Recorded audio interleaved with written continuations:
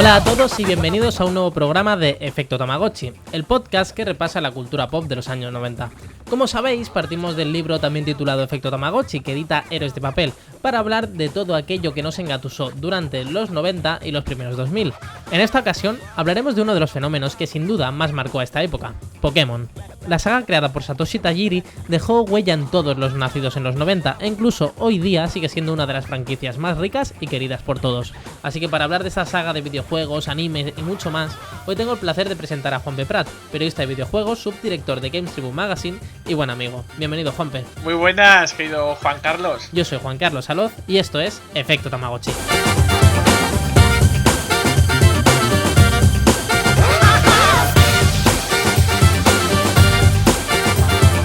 Antes de entrar en materia, me gustaría aprovechar que está Juanpe para hablar un poquito de GTM, de la revista en la que también tengo el placer de participar. Así que, ¿qué nos puedes contar sobre la revista? Bueno, yo creo que, por suerte, a estas alturas cada vez nos conoce más gente. En parte, principalmente por participaciones como la tuya, Juan Carlos, y por la de muchos otros compañeros que tenemos en la revista. Pues GTM es una revista de videojuegos en formato físico, bueno, también digital, sin publicidad, ¿vale? Que salimos de manera mensual, funcionamos por suscripción y básicamente pues a lo que nos dedicamos es al videojuego en la vertiente más pura. ¿Qué se puede encontrar en GTM? Pues vais a encontrar reportajes, vais a encontrar opiniones, vais a encontrar análisis, vais a encontrar entrevistas, perfiles. Yo creo que es una publicación muy completa con la que hemos ido aprendiendo todos con el paso de los años. Y cada vez yo creo que la vamos haciendo mejor, ¿no? Porque al final tenemos una comunidad de socios maravillosa que siempre nos da su feedback, siempre nos da sus comentarios y evolucionamos con ellos y gracias a ellos. Sí, yo llevo ahora ya, un añito y medio más o menos y la verdad es que estoy encantado y es eso que te da muchas ganas de seguir, ¿no? Tú cuando publicas algo siempre tienes a gente comentándolo y dándote las gracias por publicar algo. La verdad es que es muy guay, es uno de los sitios donde mejor he trabajado, la verdad. A mí me hace feliz escuchar esas palabras porque todos sabemos cómo está la prensa en general y la prensa del videojuego en particular. Yo creo que ser feliz y estar satisfecho con lo que uno hace, yo creo que ya es un logro gigantesco con lo que sentirse muy bien con uno mismo. Por lo tanto, nosotros yo creo que ya partimos de una base muy buena por la que si todo el mundo que participa está feliz con lo que hace, van a salir siempre resultados muy buenos. Bueno, pues ya que hemos hecho un poquito de la promoción de la revista, yo creo que ahora ya toca del libro, ¿no? Que ya que estamos un poquito hablando de Efecto Tamagotchi. Es verdad, hemos venido a hablar de tu libro. Hemos venido a hablar de mi libro, como siempre en este podcast, pero bueno, sí que es verdad que como no has tenido mucho tiempo a leértelo, porque esto lo hemos grabado un poquito antes de que se publique, aunque tú ya has tenido un poquito de acceso a lo que es el libro, me gustaría que me dijeras un poquito de qué te está pareciendo, ¿no? Lo que estás viendo. Bueno, yo tengo que decir que no me han podido invitar a un podcast para hablar de un libro más indicado, porque al final es un libro que va sobre los años 90, que yo supongo yo que esto ya lo habrás comentado tú, y yo como ya no tan joven, que nací en los 90, yo nací en el 91, por lo que se puede decir que básicamente los puntos más fuertes de los 90 los viví enteros y consciente básicamente. Porque tengo recuerdo de ello, quiero decir, pues yo creo que es el libro más indicado para que yo te pueda ayudar en algo. He estado viendo el libro y yo creo que es que yo voy a concretar mucho básicamente porque creo que puedo saber cómo se sienten las personas de mi generación, ¿vale? No puedo hablar por las de otras generaciones, pero yo creo que una persona que haya nacido entre los 90, el 91 y el 92, no digo que después o antes no lo disfruten, pero lo van a disfrutar mucho porque van a reconocer todo o casi todo lo que aparece en el libro, lo hayan visto o no lo hayan visto, son coetáneos a esa producción, o bien audiovisual, cine, series, videojuegos, porque se tocan muchos palos y yo creo que es muy completo. Lo van a disfrutar solo por el hecho de que lo van a recordar, porque sí, muchas veces uno lee un libro y dice, pues esto, lo típico, ¿no? Que muchas veces se escribe sobre etapas muy primarias del videojuego, Super NES, las primeras consolas, Mega Drive, y yo, por ejemplo, me gusta leer sobre ello, pero no empatizo tanto porque no lo he vivido o no lo recuerdo apenas. Claro, que luego igual lo juegas y te encanta, pero Exacto. Al no haber estado en directo en ese momento, sí, yo por eso también lo quise escribir, ¿no? Porque era como, podría haber hablado de muchas cosas, pero como que he descubierto después y que no considero tan propias, ¿no? Porque ahora me puede encantar, yo que sé, la franquicia BioShock, por ejemplo, me flipa, pero al no haber nacido en esa época, ¿no? Al no haberla vivido en los momentos en los que te llega todo más, pues no te llega de la misma forma.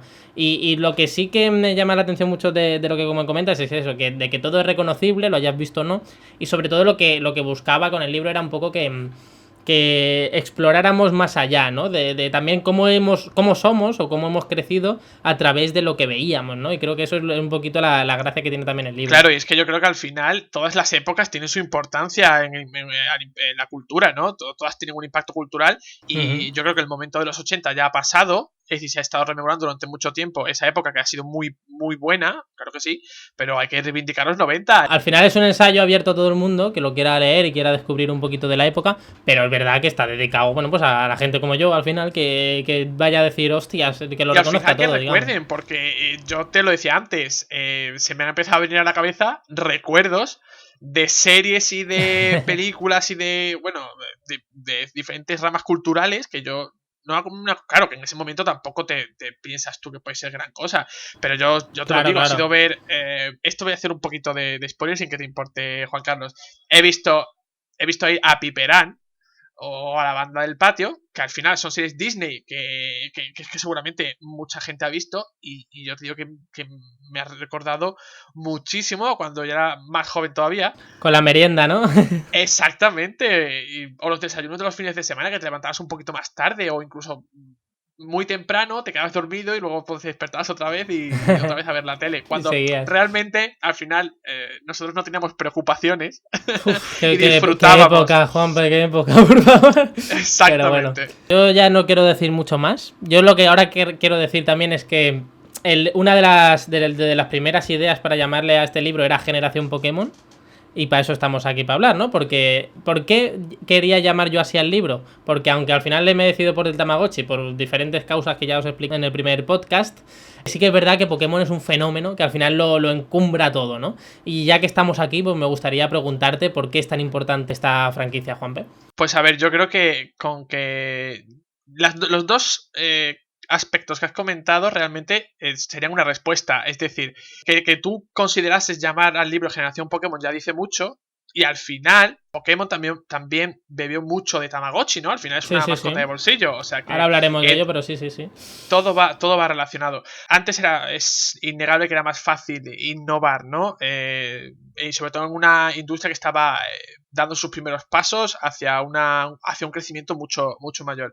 Pero yo creo que Pokémon al final era el deseo de otro jugador, de otro jovencito, ¿no? Plasmado simplemente en un formato digital, en ceros y unos, ¿no? En una escritura digital, porque como bien cuentas tú en el libro y como muchas veces se ha contado ya, Satoshi Tajiri, que es el creador de Pokémon y también fundador de Game Freak, a él le encantaba coleccionar bichos. Sí, de pequeño era cazador de bichos, ¿no? Vivía en Machida, que era un distrito de Tokio, y solía ir al bosque, que no lo hacía solo él, lo hacían muchos japoneses. De hecho, cuando hablas con más japoneses de pequeño recuerdan eso, ¿no? Que es una práctica que igual molaría incluso implantar aquí, ¿no? Pero que se iban ahí con su atuendo de cazabichos, como el que sale luego en Pokémon, ¿no? Y se iba a coleccionar insectos, ¿no? Y yo creo que eso, al final, es el germen, ¿no? Es muy fácil hablar de ello luego a posteriori, pero sí que es el germen de lo que le lleva a hacer Pokémon, ¿no? Claro, al final es el divertimento, la actividad de un joven que quiere trasladarla a otros.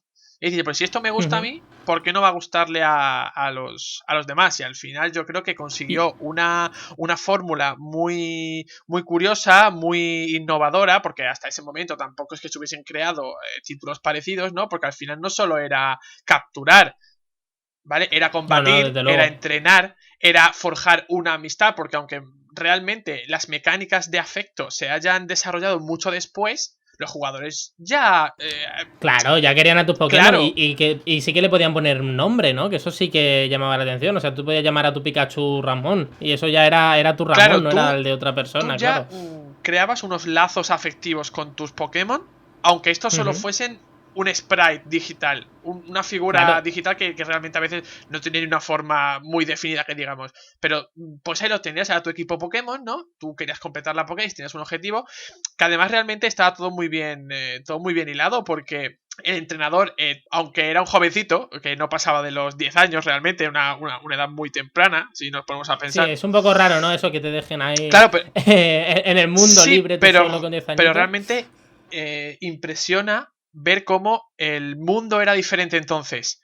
Te quiero decir que podías salir a la calle y recorrerte el mundo con 10 años, acompañar a tus Pokémon. También tiene mucho que ver con el anime, ¿no? El anime de la época también nos marcó mucho a los que de Pokémon, a los que crecimos en esa época. Y creo que es muy diferente, es muy curioso remarcarlo por eso mismo que dices. Bebe del videojuego en lo que es una utopía de alguna forma, ¿no? Porque tú tenías tanto en los juegos como en el anime al Team Rocket, que eran los malos, pero no existía un peligro real, ¿no? De alguna forma, de salir tú damnificado. Era como una especie de utopía en el que tú pues ibas eso, por el mundo abierto, con tus criaturas, llevándote bien con otros monstruos. Y era una especie eso de lo que comentas, de un mundo bucólico donde todo es casi perfecto, ¿no? Bueno, yo creo que incluso tenía un poquito de representación de la época, porque sí que es verdad que aunque pueda parecer, aunque haya que analizar mucho la sociedad en cada etapa, sí que es verdad que se podría decir que los 90 han sido más tranquilos que la época Pacífico, actual sí. que vivimos, las cosas como son. Pero sí que es verdad, ¿no? Que al final no deja de ser una historia de héroes y villanos en el que el héroe realmente nunca... Porque esto tampoco es... Era una historia para niños. De hecho, los Pokémon no mueren. Los Pokémon se debilitan y los podéis curar. Sí, bueno, luego está el cementerio Pokémon ahí bueno, ahí la tenía, banda, pero bueno, esto es otro cuento. Ahí ya. tenían su propio trasfondo, sus propias leyendas, ¿no? Como en todos sitios, pero sí que es verdad que en la práctica era así. En la práctica no, los Pokémon no pasaba nada, lo llevas al centro Pokémon y ya está. Yo creo que también era una forma de muy bonita, ¿no? De responsabilizarse de tus Pokémon. Porque al final nadie quería que se le debilitase un Pokémon. A mí no me gustaba nada, ¿eh? Yo intentaba que no se me debilitasen. Había momentos que era imposible porque llegaba un ataque fulminante y te lo dejaba cao. Exactamente. Si no lo cambiaba justo antes, exacto, ¿no? O le dabas un o tenías tu restaurar. Exactamente, tu restaurarlo todo, o tu hiperpoción, o lo que sea. Pero yo por lo menos, como jugador de Pokémon que he sido desde siempre, mi prioridad era que ninguno quedase debilitado. Aunque luego los tuviese que curar. Además, el diseño, yo creo que el diseño de Ken Sugimori, de estos al menos 151 Pokémon originales, hacía mucho, ¿no? A que establecer este afecto, porque Pikachu mismo, pero es que cualquiera, aunque pueden llegar a parecer rudos, ¿no? Como un Blastoise o un Venusaur, de alguna forma todos son apacibles, ¿no? Como que te apetece estar con ellos, no es que te den un miedo de ipso facto, sino como que más que te puede generar un poquito de respeto, pero sí que son criaturas adorables, pues que te gustaría tener en tu casa prácticamente, ¿no? Yo creo que eso ayudaba mucho, ¿no? Bueno, yo creo que siempre lo he considerado así, o por lo menos desde que he sido ya más consciente de lo que hay detrás de Pokémon, que a este tipo de criaturas se le otorga cierta inteligencia, ¿no? Más que a un animal real, ¿no? A ver las cosas como son, ¿no? Porque realmente los Pokémon pueden aprender movimientos, atienden a las órdenes o peticiones, como lo queramos llamar, de su entrenador y establecen un vínculo de comunicación. Incluso pueden aprender a hablar tu idioma, ¿no? Como Meowth. Exactamente. Eso, bueno, incluso había algunos Pokémon que se pueden comunicar telepáticamente gracias a sus poderes. Por lo tanto, yo creo que ya solo por eso los distinguía bastante de lo que sería un animal normal y corriente, de cara a que las personas entendiesen mejor, o los jugadores en este caso, que era un Pokémon. O sea, es como un compañero, básicamente. Aunque luego lo llevabas en bolas pequeñitas, ¿no? Que eso siempre estaba ahí, pero al final era eso, eran compañeros pues que no acababan de ser ni simples mascotas, ni guerreros que luchaban a tus órdenes como esclavos, sino que había un vínculo más allá, sí. Es un vínculo original por eso, ¿no? Porque aunque luego se ha explorado mucho, hasta entonces nunca había sido muy así, o sea... cuando habíamos visto un compañero animal de algún personaje, yo que sé, se me ocurre Tintín, ¿no? Con su perro Milú. Era otra especie de relación, ¿no? Y eso que hablamos de un perro que realmente era muy ingenioso y sacó más de una a Tintín. De un aprieto exactamente, a Tintín, sí. Pero creo que al final eso no deja de otorgarle cierta fantasía al relato, ¿no? Pero es verdad, porque al final hablamos de criaturas que pueden llegar, bueno, como en los animales, ¿no? Que socializan entre ellas, que socializan con las personas y que realmente incluso pueden decidir desobedecer al entrenador. A su amo. Claro. Sí. Y si quieren, pues realmente pueden volverse contra él. O sea que ya de por sí las capacidades fantásticas o sobrenaturales que tienen los Pokémon ya les diferencian bastante de lo que sería su contraparte real, pero se les otorga una cierta independencia. Porque incluso hay Pokémon que se utilizan para ciertas tareas muy específicas como en el mundo real. Sí, eso lo hemos visto en Detective Pikachu recientemente, exactamente, ¿no? Un Manchap dirigiendo el tráfico, por ejemplo. Que eso se ha visto en la película. Por culpa de un Snorlax que se ha quedado dormido, que es muy bueno también. Exactamente. Es curioso porque esto está hasta en las mecánicas, ¿no? Porque me recuerdo cuando tú atrapabas a un Pokémon o te conseguías un Pokémon de un nivel superior al que debías, ¿no? Por las medallas de gimnasio, no te obedecía. O sea que incluso está en las mecánicas del juego, que es algo muy original, que te pueden elegir desobedecerte, pues bueno, en este caso porque no te respetan lo suficiente, ¿no? Claro, pero al final eso es una manera de concienciar, a los jugadores de que no pueden ir a cualquier sitio y decir, pues este Pokémon para mí. No, tú tienes que seguir como cualquier crecimiento de cualquier persona o un aprendizaje para tú obtener tu recompensa. Sí, bueno, claro. Tu reconocimiento por parte del Pokémon. Si estamos hablando de que son criaturas inteligentes y que se comunican, pues si no consigues, no te ganas su respeto, ¿por qué te va a hacer caso? Pero al final la doble lectura es esa. Si tú no eres capaz de respetarle o no te ganas su respeto, el Pokémon va a decir, pues yo para qué quiero un entrenador así. Sí, la relación entre entrenador y Pokémon, solo. Claro, la relación entre entrenador y Pokémon siempre se ha dicho que era para que ambos pudiesen crecer a límites más allá de los que tienen actualmente. Es decir, que el Pokémon esté con el entrenador. Y está claro con la evolución de los Pokémon. O sea, cuando evolucionan como personajes, eso es algo que se ve en el anime muy claro. Cuando evolucionan como personajes, porque han superado un reto, pues evolucionan también, ¿no? O sea, es decir, y no siempre cuando ganan, incluso cuando pierden en ocasiones evolucionan para seguir combatiendo. Es algo que me parece que está muy bien explorado y es muy lógico. En los personajes humanos, digamos, es de otra manera, obviamente no van a convertirse en otra cosa, pero en los Pokémon pues funciona de esta forma y ya es un reconocimiento tanto por su poder como por cómo son ellos, ¿no? Claro, exactamente, y además que al final el entrenador también crece, también aprende y eso se refleja en los jugadores, yo creo que de una manera brutal, más de lo que nos podemos llegar a pensar. Yo creo que se ha criticado mucho a Pokémon con lo de encerrar a los Pokémon en las Pokéball, pero realmente lo que ha hecho Pokémon por el respeto al mundo animal, yo creo que eso no está medido, no está pagado. Porque realmente se transmite un mensaje de apoyo, respeto y de cuidado al mundo animal que yo creo que incluso en el propio anime se representa. Está muy claro. Sí, incluso con el personaje de... Ahora no me sale el nombre, pero el de... Si no me equivoco, de la quinta generación. N era. Ese, N que representa eso directamente, ¿no? En un momento en el que, bueno, pues las propias críticas hacia Pokémon, ¿no? Por los combates de Pokémon y todo eso, se ven reflejadas en un personaje que es ecologista directamente y que de alguna forma el espectador va con él, ¿no? El jugador. Y yo creo que de hecho ahí es como una forma de hacerlo flagrante, pero realmente lo bueno y lo bonito de Pokémon es que se aprende sin necesidad de realizar un discurso explícito que diga, pues, como el de... A ver, que el caso de N no es que sea malo, ni muchísimo menos, de hecho fue muy aplaudido, pero yo creo que Pokémon tiene una trayectoria, porque eso estamos hablando de la quinta generación, que fue creo que en 2011, 2012 aproximadamente, si no me equivoco, pero desde 1996 en Japón, Pokémon está luchando por los derechos de los animales, por decirlo de alguna forma. O por transmitirle a los jugadores un respeto hacia el mundo animal.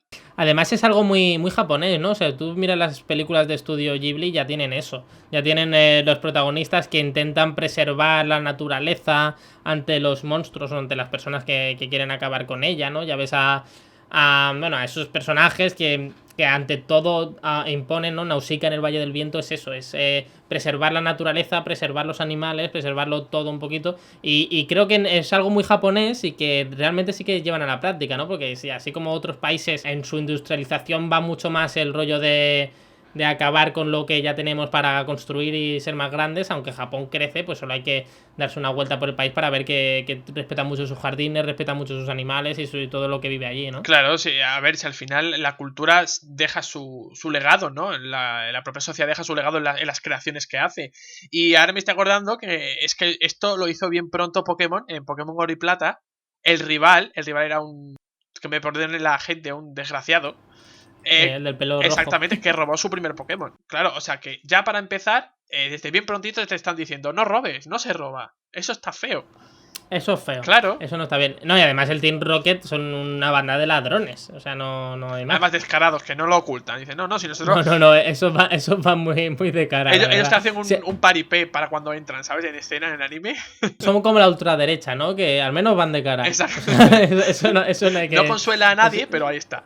Pokémon, ahora vamos a irnos un poquito a su historia, ¿no? Surgió después de, bueno, de Satoshi Tajiri, después de eso, de tener su infancia como cazador de bichos. Como era muy fan de los videojuegos, a los 16 años ganó un concurso de Sega, ¿no?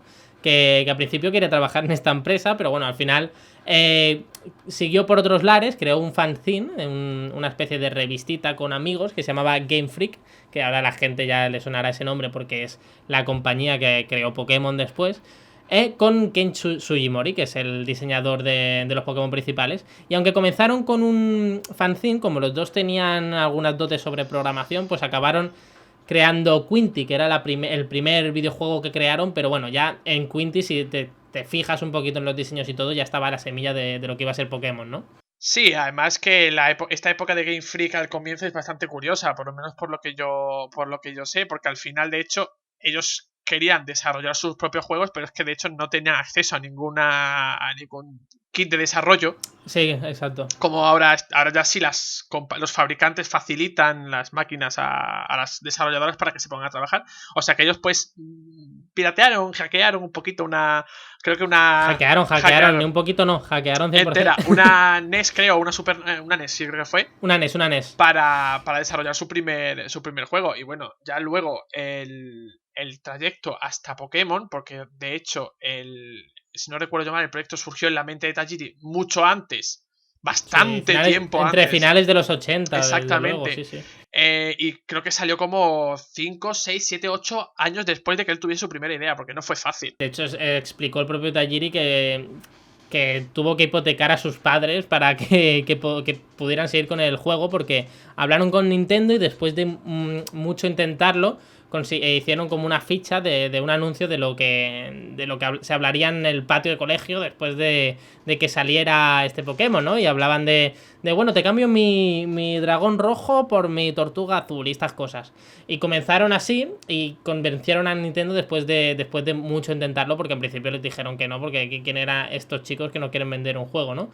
Y tras convencer a Nintendo le costaron, pues como tú has dicho antes, unos 5 o 6 años desarrollar Pokémon. Y claro, durante estos años pues no ganaban dinero ninguno, porque no tenían un sueldo base, ¿no? Como todos los desarrolladores, entonces tenían que buscarse la vida desarrollando otras cosas y lo pasaron mal. De hecho, Pokémon estuvo a punto de no salir. Y cuando salió, ya lo sabrá bien todo el mundo, lo hizo un poco arriesgándose, ¿no? Porque al final se lanzó, como he dicho antes, como en el 96 en Japón. Ya la Game Boy estaba un poquito en las últimas. O sea, la Game Boy ya va desde el 90, que salió con Tetris, o sea, te puedes imaginar, una década prácticamente. Y claro, ya cuando salió, ya cuando había todo el mundo jugado a todo lo que estaba en Game Boy, claro. Al principio la gente no le hizo mucho caso, de verdad, ¿eh? O sea, las críticas, sobre todo en Japón, había alguna crítica en una revista, ¿no? Como estaría en la Games Tribune de la época. Exacto. Pero fue al cabo de los meses en los que los niños comenzaron a jugar, comenzaron a obsesionarse por eso. También la entrada del cable Link, de poder cambiarlo unos con otros, lo que provocó que la gente también jugara más, porque te provocaba una experiencia distinta, porque ya existía cable Link, pero para jugar unos contra otros, en esta ocasión, aunque también podías luchar, podías intercambiarte Pokémon que evolucionaran a la vez. Y gracias a bueno, todo lo que tenía dentro el juego, porque era un RPG espectacular para lo que había entonces, pues consiguió por fin, después de muchas dificultades, triunfar en todo el mundo, ¿no? Sí, bueno, y gracias a todo eso, y también a Shigeru Miyamoto, que creo que también apoyó mucho la idea de Pokémon cuando se la propusieron a Nintendo, que es que Nintendo no estaba para nada convencida de que eso fuese a funcionar. Y mira... pero Miyamoto tiene buen ojo. A ver, yo creo que una de las cosas que se le puede destacar, entre otras muchas cosas, a Miyamoto es que es un visionario, y siempre lo ha sido. Por lo tanto, yo creo que con Nintendo confiaba mucho y confía en Miyamoto, y por lo tanto yo creo que contar con la ayuda de este hombre, ¿no? Es que si no hubiera sido por él, desde luego no hubiera salido Pokémon. Pero es que además, bueno, no hubiera salido con Nintendo de la forma que lo conocemos seguro. Pero es que además lo que comenta Miyamoto es interesante porque Aún así, con Miyamoto detrás, Nintendo se lo iba como quitando de encima, ¿no? Pero gracias a su presión y a la presión que Tajiri hizo también, y a que al final vieron que podía ser un producto en condiciones, pues salió y, bueno, el éxito que tuvo al final con la Pokémonía, que esto lo vivimos todos de pequeñitos en España con los tazos y con todo, pues ya se habló por sí mismo, ¿no? El efecto Pokémon fue inmediato en cuanto llegó al mercado y se notó en todos los mercados, ¿eh? En todos los países. Yo recuerdo perfectamente cuando salieron los juegos que yo realmente cuando me inicié en Pokémon fue con Oro y Plata, pero yo ya había vivido Azul y Rojo porque un familiar mío tuvo ese juego y también Pokémon Amarillo. Me pasó un poco parecido, aunque yo empecé en amarillo. Yo empecé en amarillo, lo que pasa es que casi comenzar a jugar yo en ese ya sacaron el Oro y el Plata, entonces ya me pasé a Oro, creo que sin pasarme el amarillo. Pero bueno, se me mezclaron todos y al final jugaba a todos y me daba un poco igual, ¿no? Pero sí que es que pasó un poco eso, porque además como llegaba a España tarde, luego como querían sacar Oro y Plata casi a la vez en todo el mundo, pues se mezclaron el lanzamiento de los primeros juegos con el de la segunda generación. Y a eso, la gente al final no sabía muy bien cuántos Pokémon había ni nada. Un poquito mejor por el anime, eso sí. Pero daba igual porque es que la Pokémonía se había desatado. Todo el mundo jugaba tazos de Pokémon, jugaba a sus cartuchos de Pokémon. Comentaba trucos en clase. ¿Cómo se consigue la bici? Yo me acuerdo de esto perfectamente. ¿Cómo se consigue la bici en Pokémon? Pues se comentaba en clase el día después, también el anime. O sea, fue un fenómeno que como pocos se han visto, ¿no? Quizá Dragon Ball también en esa época, pero poco más. Claro, a ver, yo creo que al final lo que pasó con Pokémon en Occidente es que la segunda generación llegó al mismo tiempo, más o menos, con meses de diferencia como mucho, si no recuerdo yo mal, o sí, con poco, porque sí, no llegó al año. Claro, no fue al año. 99 y 2000, creo.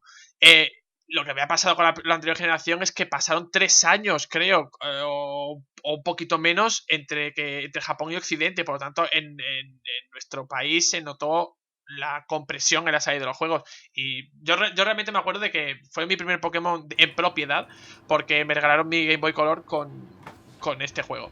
Y bueno, yo me acuerdo perfectamente, aparte de los tazos, que yo creo que consumí más pelotazos que nunca en esa época para los tazos. Sí, o sea, la culpa de la obesidad infantil. No la tiene McDonald's, la tuvo. No, en parte la tiene Pokémon. Pero es que también me acuerdo de los cromos. Es que salió todo tipo de merchandising. Y bueno, yo en esa época era un obseso de los cromos con los cromos de la liga, que ellos que ni siquiera me gusta el fútbol, pero como me gustaban los cromos, pues yo me compraba el álbum de la liga. Y salió el álbum de Pokémon y es que me acuerdo que era sobres y sobres. Era mezclar, claro. Era lo que dices, a fútbol a muchos nos gustaba siendo niños, pero tampoco nos volvíamos locos en muchos casos. Pero es que con esto, que te mezclaban lo que estabas viendo en la tele con algo que podías tener tú y era una locura. De hecho, cuando lanzaron Pokémon, como decíamos, salió el anime, los juegos todo a la vez en España y tenían mucho miedo porque las cifras que pedían para vender en España eran brutales, eran increíbles y comentaban en Nintendo España que se veían saturados porque pensaban que no iban a conseguir en absoluto los números que decían, ¿no? Pero cuando salió todo, es que salió de una manera tan bien hecha, tan estratégica, ¿no? Que veíamos Pokémon por todos lados, que al final es que todo el mundo caíamos en eso, porque es que es lo que dices, era un producto bueno que nos llamaba la atención, pero es que además teníamos toda clase de maneras de ampliarlo, ¿no? Yo creo que realmente, más que estratégico, porque aunque tiene que haber estrategia para cualquier lanzamiento, obviamente, para no pegarte la leche, realmente fue todo como, mira, como no sabemos qué va a pasar, lo vamos a hacer de manera natural y de mira, vamos a sacar esto. Y ya está, que funciona bien, que no funciona tan bien. Y yo creo que lo bueno es que se encontraron con la sorpresa de que la respuesta fue masiva, no, lo siguiente. Yo es que recuerdo perfectamente Pokémon por todos lados. Y en los años siguientes, por suerte o por desgracia, cuando llegaron Rubí y Zafiro, un poquito después aproximadamente, ya el interés decayó. Un poquito, sí. Y ya me acuerdo yo que yo ya era más talludito, ya tenía mis, creo que 15, 16 años, que fue mi época de renegar de Pokémon, lo tengo que reconocer. Ya jugar a Pokémon en esa época era complicado, además porque no es como ahora ser friki mola en los institutos. Bueno, antes yo me acuerdo que llevábamos 3 o 4 las cartas de Yu-Gi-Oh! Y nos teníamos que esconder. Claro, pero al final yo creo que también depende de la personalidad de cada uno. Te quiero decir, yo decidí no jugar. A mí nadie me obligó. Yo decidí no hacerlo. Y ahora, si alguien me dice que juegas a Pokémon, que tienes 10 años, yo digo, pues tengo 10 años, ¿qué pasa? me da igual, voy a seguir jugando, piensas tú lo que Claro, pienses. pero en la adolescencia al final Exacto, tú quieres ser mayor y por más que tú digas que es decisión tuya, si tienes a todos los colegas diciéndote que eres un friki, cuesta. Completamente. Si cuesta. o si puedes evitar que te lo digan, también. Pero que al final el que se castiga eres tú. No solo fue la franquicia en sí, sino que derivó en una especie de género en sí mismo, tanto de videojuegos como de series, que bueno, está clarísimo, ¿no? Podemos hablar de Digimon, porque yo creo que esto es lo más claro que todo el mundo ve. Sí, además que yo siempre diré que se puede ser fan de Pokémon y fan de Digimon, yo lo soy. Y aunque sean series parecidas en su planteamiento, son completamente diferentes. Y el que diga lo contrario es que no se ha visto las dos. De hecho, para mí la serie de Digimon, al menos las originales, le dan mil vueltas a la de Pokémon, aunque me gustaba muchísimo Pokémon. O sea, porque la profundidad que tenía no la tenía cualquier serie, ni ningún anime de la época, de hecho. Ya para no provenir de un manga, me parece un éxito brutal, ¿no? Y de hecho impulsó a directores como Mamoru Hosoda, que ahora está muy de moda, que es un director de anime, que trabajó en Digimon, o sea que había muchísimo talento detrás y la profundidad que tenía esa serie era brutal y yo creo que eso, que al final habían aparatitos, ¿no? Habían una especie de Tamagotchi, que al final todo viene de lo mismo de Digimon. Y todos los quien más, quien menos nació en esa época también lo tuvo, ¿no? Yo me acuerdo que teníamos que como menearlo para que aparecieran otros monstruos. Sí, ya los tuve. Yo tuve los dispositivos digitales en diferentes generaciones, yo los tuve. Salían algunos videojuegos, pero era menos, ¿no? Lo importante de ahí era la serie.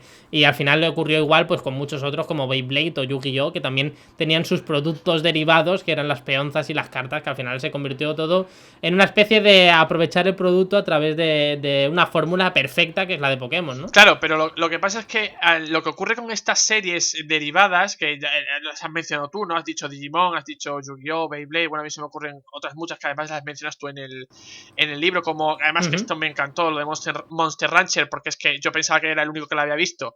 O Medabots, que tengo, pues tengo que decir que mi nick en Twitch es el del protagonista de Medabots, es Metavi. Es que me flipaba. Qué maravilla. Me volvía loco. A mí salió un para la Game Boy Advance o los videojuegos de Medabots y eso le he echado más horas que hasta Pokémon. Muchísimo. O sea, una locura. Muchísimo. Una locura. Y lo que pasa con estas licencias, es que han seguido por decirlo de una forma, una fórmula inversa. Es decir, Pokémon nació sin un videojuego y luego dio el salto a otras plataformas.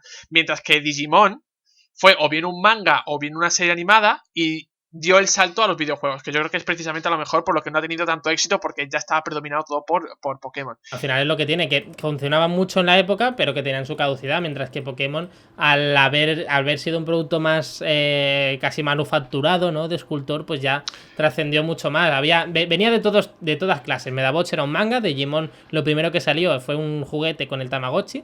Yu-Gi-Oh era un manga también, Beyblade salió la serie directamente, Monster Rancher era un videojuego, daba igual un poquito, pero sí que es verdad que al final lo importante eran las series, porque al final en esa época todavía, y ahora ya no tanto, pero incluso se podría decir, la televisión era lo que lo dominaba, lo que veían los niños en la televisión era lo que después querían jugar o querían tener. Claro, nosotros, casa, ¿no? Y con nosotros Pokémon en los 90 no teníamos capacidad económica como para decir, me voy al cine, por ponerte un ejemplo, ¿no? Y si pues me voy al cine, ahora sí lo puedes hacer y ves muchas cosas. Ni teníamos Netflix, exactamente. Claro. No, pero que de todas formas, realmente era muy difícil acabar con el rey, pero sí es verdad que, como tú has dicho, a Pokémon se ha gestionado mucho mejor que estas otras que se han ido, que hemos nombrado. Y bueno, es que esta fórmula de la que estamos hablando ha llegado a tanto que incluso hoy día está. O sea, hoy día podemos ver Yokai Watch, que es un fenómeno, no al nivel de Pokémon, pero prácticamente. Es decir, en los niños no quieren Pikachu, quieren a Yokai, ¿sabes? Claro, pero no a nivel de Pokémon precisamente por su fórmula. Es decir, los Yokai, que son los espíritus japoneses en los que se inspira Pokémon, que de hecho hay Pokémon que son directamente, bueno, Darmanitan, Ninetales Darmanitan es un Daruma, que es una figura japonesa, pero realmente se llaman yokai, y yo creo que esto está muy circunscrito a una cultura japonesa que los va a entender mejor. Y de ahí que a lo mejor aquí en España no haya tenido tanto éxito, creo yo. Bueno, pero no está yendo mal. A mí lo que me llama la atención aún así de Yokai Watch es que de alguna forma todas estas series derivadas, o incluso Naruto, que te puedes ir muy lejos si quieres, han ido bebiendo del folclore japonés, pero de alguna forma derivada, ¿no? Que no te lo ponían tan claro. Y Yokai Watch, sin más, ha dicho, oye, vamos a coger lo que tenemos y vamos a ponerlo, ¿no? O sea, es como si nosotros sacamos ahora en España Osborne Watch, ¿no? O sea, sí, al final es coger parte de su historia o de su folclore y llevarlo a un videojuego. Sí, es decir, dejémonos de darle reinterpretaciones porque lo tenemos tal cual, no hace falta más. Bueno, y el toque de Level 5, ¿no? Que también hace mucho. Sí, está Eso claro. a lo mejor lo coge otra desarrolladora y dices, ¿esto qué es? ¿Un Tamagotchi grande? No.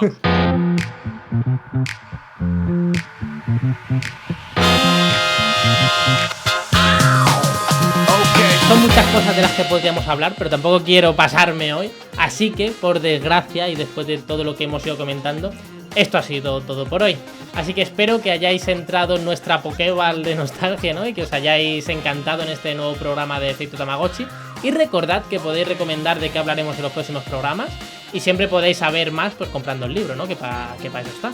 Así que muchas gracias, Juanpe, por haberte tenido aquí, me encanta. Nada, a ti por haber pensado en mí para hablar de Pokémon. Yo me siento honrado y es un honor. Bueno, no lo dudé un segundo porque al final eres un experto en esto, ¿no? Ahora hay muchos expertos en Pokémon, sí, que es normal también porque claro, es la época. Pero al final los que están ahí desde el principio se tienen que reivindicar. Exacto. Muchas gracias por todo, hasta la próxima y larga vida a los 90.